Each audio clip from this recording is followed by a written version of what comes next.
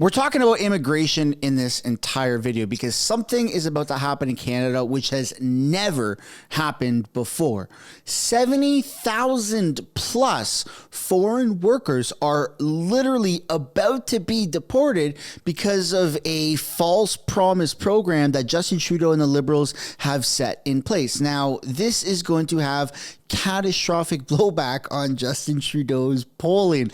And I can't help but smile because you kind of deserve it, buddy. Welcome back to the channel. Welcome back to another video, everybody. Before we get into it, I do want to encourage everyone to smash that like button and subscribe if you haven't already. It does really help grow the channel. We are very, very close to 400,000 subscribers, and I would really appreciate your guys' help getting there. So buckle up, and I hope you stick around for the full thing because there is a lot to cover about immigration in this video.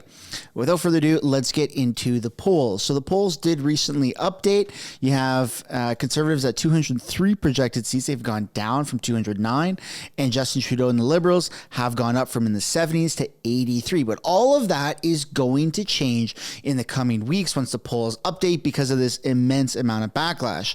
But before we get into the stories, we have to know what the Temporary Foreign Worker Program is.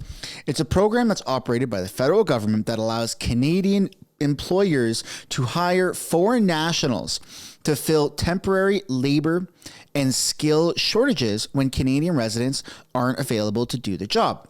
Now, if you just kind of think about your time in Canada and you think about where historically a lot of foreign workers have been, you would have places like Tim Hortons, McDonald's, cashier positions at like Walmart, Superstore, things like that. And yeah, like in the trades, obviously, but I mean, people have been calling it, like there's a lot of memes that they call Tim Hortons Sing Hortons because it's now a lot of foreign workers. So that begs the question, how did this happen? The Liberals have put this plan in place, which on the surface, it doesn't seem like that bad of a plan. If there's a job vacancy for 3 months or 6 months, you don't want it, I don't want it, our cousins, our brothers, our sisters, our families don't want that job, then filling it with foreign workers so the job can get done, that in theory makes sense. But this has been abused, and obviously a tremendous amount of loopholes have been put in place to hire foreign workers for lower wages, to save jobs, and then in turn taking jobs away from Canadians. But now we're at the point where it doesn't matter if the Conservative Party of Canada, Pierre Poilievre, gets on camera and says, we need to do something about it. The freaking Prime Minister himself has said they need to do something about it. And so they're going to be investigating this, and they're going to be clawing back on all of these foreign workers that are here in Canada. But something very interesting just popped up. You got this right here. Breaking, an investigation has revealed that the Trudeau Liberals instructed government officials to skip fraud prevention steps when vetting temporary foreign worker applications. And now that's just a meme, sure, right? That's just text on X. It doesn't really mean anything until you see that it's an actual Toronto Star article. Interesting. So now people are going to be investigating. Well, it's almost like they caused this problem and now they're going to offer a solution, which it doesn't matter what part of Canada you're in. If you're up in the Yukon, if you're down in Vancouver, East Coast, West Coast, in the center, North, South, it doesn't matter. Everybody notices a massive change of immigrants, of foreign workers in this country. And that's, the media's going to tell you, the government's going to try and tell you that that's a racist observation. It's not. It's just factual. So let's get that out of the way. And now they're going to be investigating this because this is a flawed, very flawed system. People are skipping vetting people, right? Checking their backgrounds, which is probably why I'm going to go out on a limb and say, that's why there was a father and son that were in the final stages of committing a terror attack in Toronto. Our government has been dropping the ball. They've been flooding the gates, letting people in, acquiring our jobs, literally letting terrorists in. And they've been in videos of, participating or watching ISIS behead other people in this world, right? And it's crazy. These people are coming into Canada. So what's going to happen? Well, we are facing potentially the largest deportation event, whatever you want to call it, in Canada. Canada is currently witnessing a countrywide protest as more than 70,000 international student graduates could face deportation due to the federal policy changes. So a lot of foreign workers were told, come to Canada, work at, let's just say, for argument's sake, Tim Hortons, work there for a year or two while you're a student, and then once you graduate, you're going to get your citizenship. But somewhere along the lines, while they brought in a lot, the government brought in a lot of people, the government also at the same time went onto their website and changed how it is that you get how you get citizenship in Canada. So it was literally false promises. And that's why you're seeing 70,000 plus people doing this nationwide protest. So I took it upon myself. Good initiative, Mr. Sunshine. And I took to X, which I might come to regret because I'm looking at this blind, but I asked this on X. Yeah. All right. We're doing this together for the first time. I haven't looked at any of the comments, minus a couple answers that I've said. What are your thoughts on immigration in Canada? Mainly the Foreign Temporary Workers Program. Keep it clean. I'm going to use this for a YouTube video. So this was just posted a few minutes ago, and already there's 40 plus replies. By the time the video is posted, there might likely be hundreds of them. If you want to add your 2 cents, I highly recommend you go and you click on this post and you just let me know your opinion, because I might have to do a follow-up video given the fact that there might be tremendously more amount of people's opinions. But this one right here really stood out.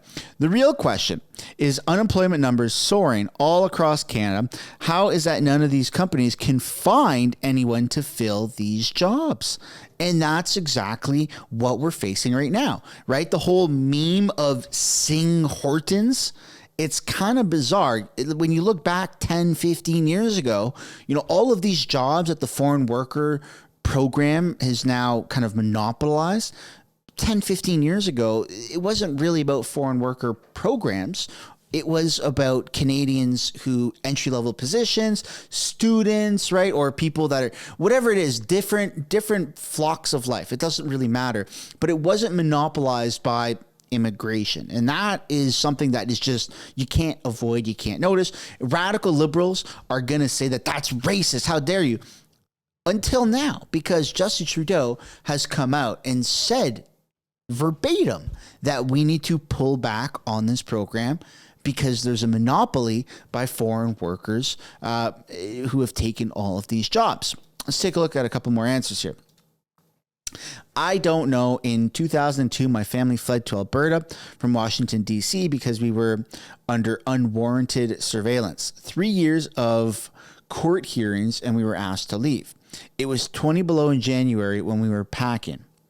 Got to the border 15 minutes after midnight. They deported us for being late. 2006.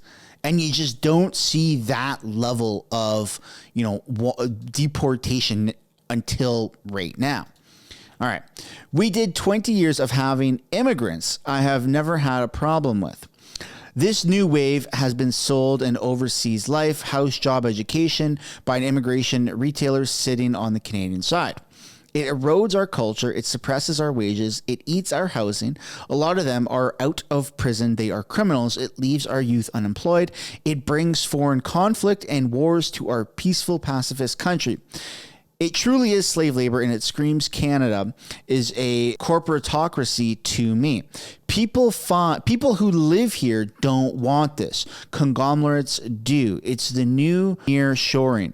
You just bring them right in and completely control wages and the market. And that's absolutely right. No one has inherently had a problem with immigration until more and more recently. So much so that the person who started this, the person who has expedited immigration to levels that we have never even thought were possible. There has been a new country created within our country. That's how insanely absurd this weird push to immigration has become. The dude who's responsible for that has now come out and said, yeah, we're cutting back on immigration. It's getting out of control. So all of these liberals that support Justin Trudeau that have been going around saying, immigration, what are you talking about? It's racist to say immigration is a bad thing. How dare you?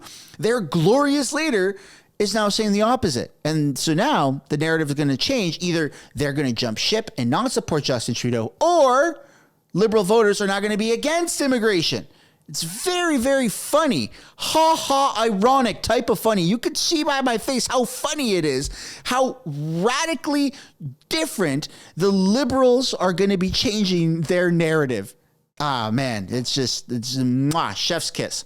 So it wouldn't be a good video if we didn't include the angry mortgage guy, Ron Butler, and what he has to say about housing.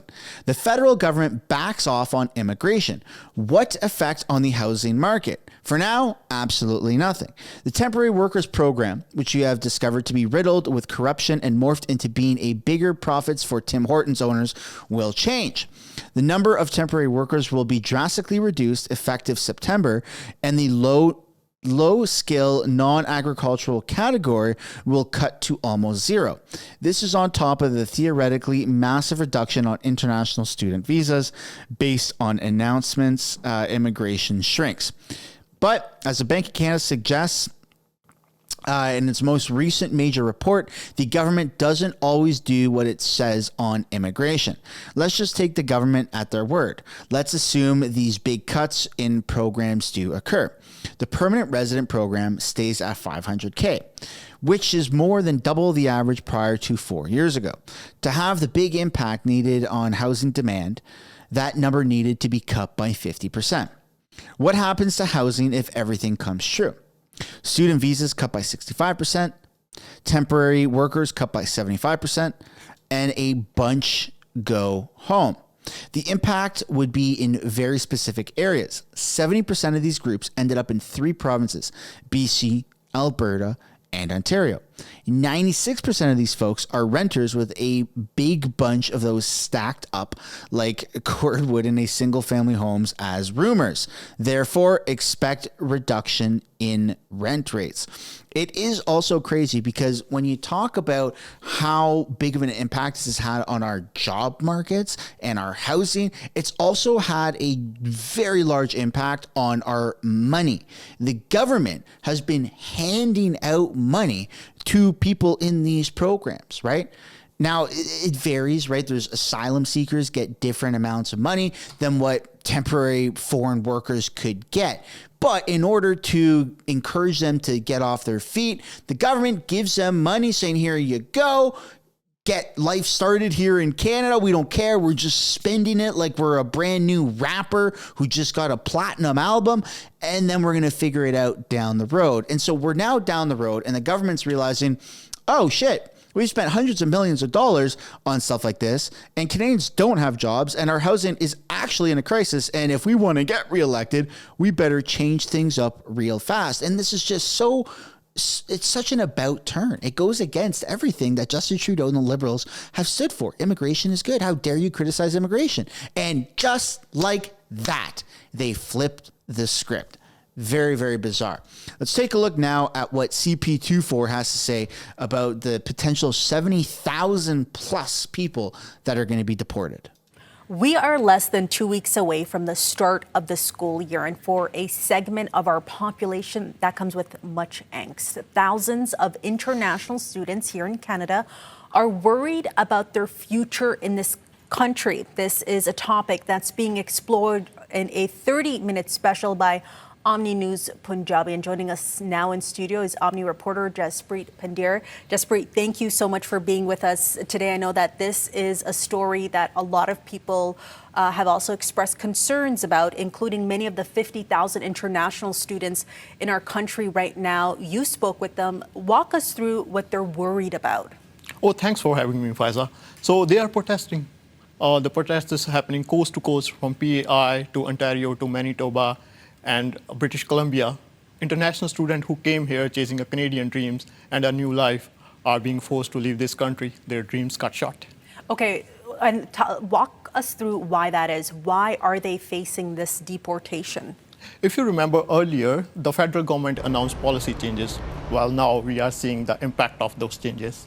There are over 50,000 students who took massive loans, spent their family savings, and we never seen numbers like this before. They were promised a new life at one point. Now government is saying, finish your study, go back to your country. And we have to remember too, on top of the cost of living here that many people are struggling with in Canada, there's also the higher cost of tuition for these students here. What are these students saying and doing right now in the face of this policy change? They are scared. They are in fear, most of them on the line. I was an international student, but my generation never had to experience this feeling where the rules change without warning, and now they're stuck in limbo. You do have this interesting perspective yourself. You mentioned that you were an international student at some point too. And so when you're speaking with these students here, what sort of emotions are they feeling? Oh, so there are very heart-touching stories. So I talked with one Brampton-based international student. He was saying that he spent 6 years in this country. He studied here. He paid 3 times more tuition fees than an average Canadian student. He was a frontline worker. He put everything on the table to build his career, but he's in the level of uncertainty. He doesn't know whether he will stay here or leave this country and start his career from his back home from the scratch. That's a difficult position to be in, and you're hearing these stories here, and viewers at home too, you can be hearing these stories too with the special temporary status permanent residents, international students in Canada. Walk us through when this will air and speak to people a little bit about what they can expect.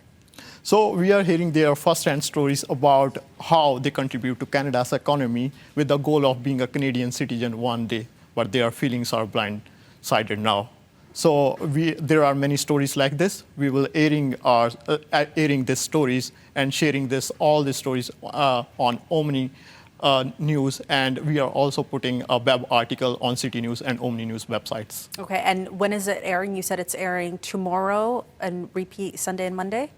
It's airing on Saturday at 6:30 and on Sunday 6 p.m. and Monday repeat 8 a.m. Okay, well, for sure be. Now, I'm going to say something at the risk of, sounding crazy. Are you ready for this? It's not your country. You're a foreigner. Now, if you want to go through the proper channels and apply for permanent residency and be an established Canadian, yeah, sure. No one is stopping anyone from doing that. But if you're here on a work permit and that permit comes to expire, yeah, it's time to go. No one is going to have empathy for you. Conservatives sure won't have any empathy. And now liberals will not either. And this ridiculous amount of empathy to the point where it has ruined our country to where we are now. And if we continue, it would really ruin to a point where we might not even be able to ever reverse that damage. No one gives a shit. I'm sorry. No one gives a shit. And only in Canada would we care so much about this stuff. You're not part of this country. You were here on a contract. The contract has expired. Time to go. It's just factual. But, I mean, yeah, sure. I guess a lot of people are going to protest and claim victim and say, well, we deserve the right to be here. You don't. You were on a contract. The contract is done. I'm sorry. That's how any job works. That's how any temporary permit works. And if Canadians were to flock to another country, like, I don't know, let's just say off the top of my head, let's change it up. We always have done India. Let's just say a bunch of people say, you know what, let's go to Australia. 500,000 of us. Never mind that. 100,000 Canadians. Let's all go to Australia on a temporary working visa, all right? The visa comes to expire, then all 100,000 of us go, hey, come on. We're part of you guys. What do you mean? We deserve the right to be here. Let us stay. Come on, mate. Come on, mate. Let us stay here in the land of down under. Come on. It's ridiculous. And Australians would say, yeah, mate, we don't really care. Get off our island, eh? And that's how Canada is now reacting. And it's funny because they thought they could complain enough about it where Justin Trudeau would be like, yes, absolutely. Stay. You have every right. And only radical, crazy right-wing conspiracy theorists like the Conservatives and Pierre Poilievre would say anything otherwise. But that's not the case. And what a turn of events. It's a very, very interesting time in Canada right now. And the immigration minister himself goes toe-to-toe with CTV political analyst Vashi in an interview. And let's take a quick look at this, because now the immigration minister is going to be explaining why this has happened. I'm joined now live by Immigration Minister Mark Miller. Minister, good to see you. Thanks for making the time. Thanks for having me, Vashi. I wanted to start off and ask you what the objective of these changes are, particularly with the temporary foreign worker program? Is it, for example, to address remarkably low youth employment rates? Is it more broad than that? Like, when this is fully realized, what is the goal? Well, it is broader than that. We've seen recent youth unemployment rates jump. Earlier on this year, I announced the reduction of temporary workers in this country from 7% to 5%. What that looks like is a lot different than just temporary foreign workers. Temporary foreign workers are a very small part of that pie chart. International students, the postgraduate work permits that come with them, the humanitarian efforts that we've deployed to welcome Ukrainians here, they all form part of that category. So you can't just send people back to Ukraine and say this is all solved. We have to actually do this in a surgical way that makes sense for Canadians, but also makes sense for the economy. In the temporary foreign worker space, people working in the agricultural sector, transformation in Tim Hortons, we've seen an overheating that needs to be adjusted ever since the end of COVID. And that's something I think every Canadian expects us to do. Those numbers do affect affordability, and not all those people can become permanent residents. So the announcements that we made today, that Minister Boissonnault made today, are sort of a smart reflection of what we need to do to ramp that down back to what looks like pre-pandemic levels.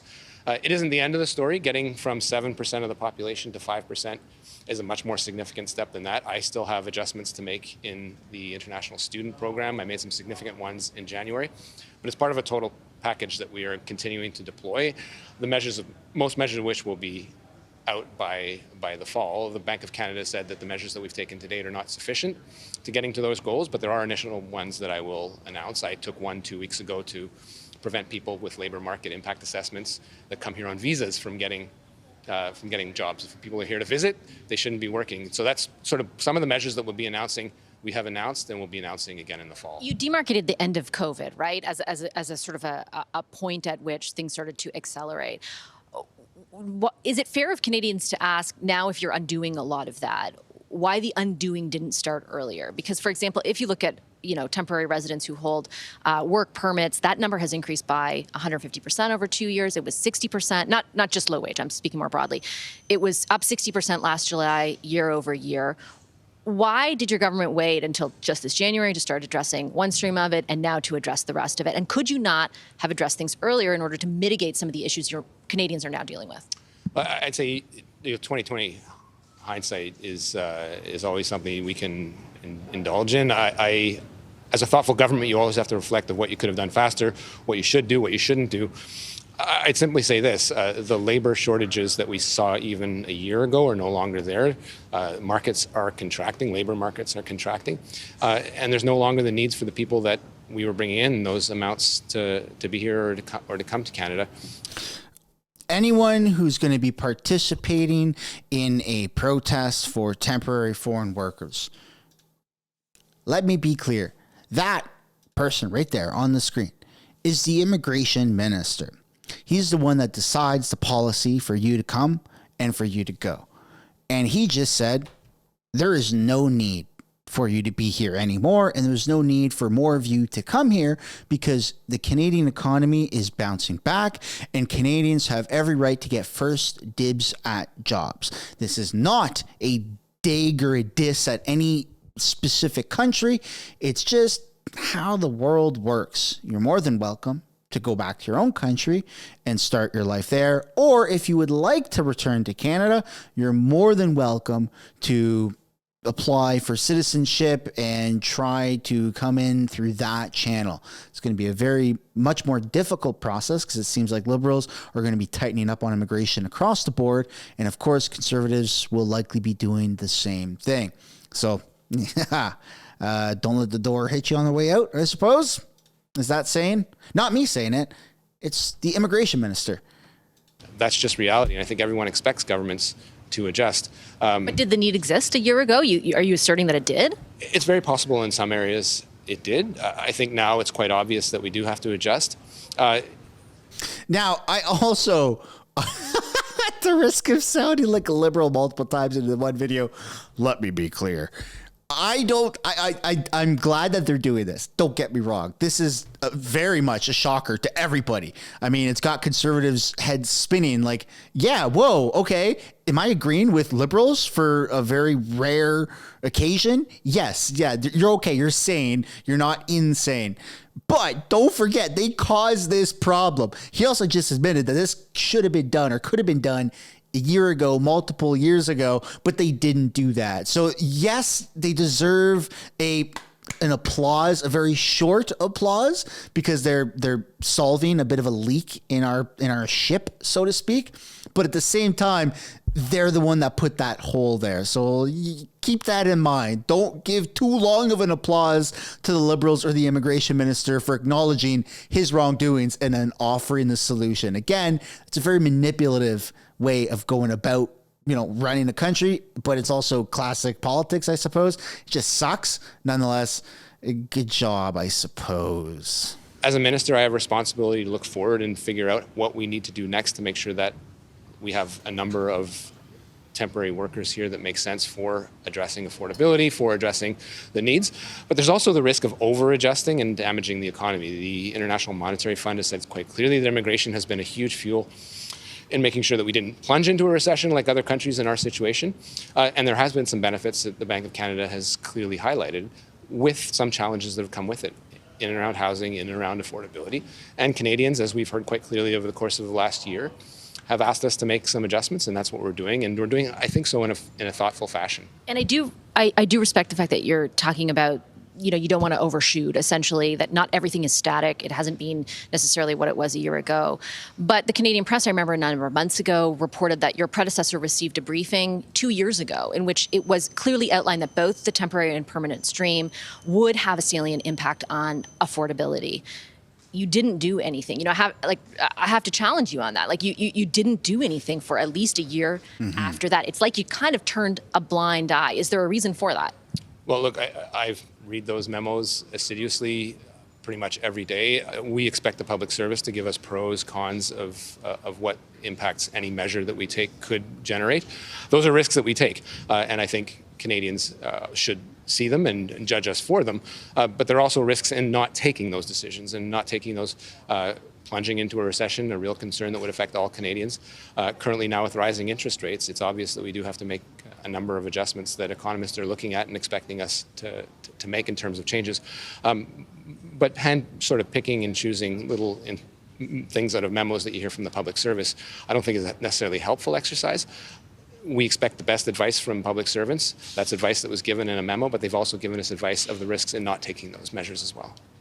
So in a very rare turn of events where the Liberals have actually done something or announced that they're going to do something that's beneficial to our economy and our country, this actually, I don't believe this is going to translate to better polling numbers, because a lot of the Liberal supporters have been following the diehard policies that the Trudeau regime has been spewing for years. Immigration is fantastic, and we need to keep it up, keep it as high as possible. And you can find that rhetoric online by any radical left-wing Liberal. Look for the Ukraine flag, look for the other things in their bio, even pronouns. You can spot them online very easily.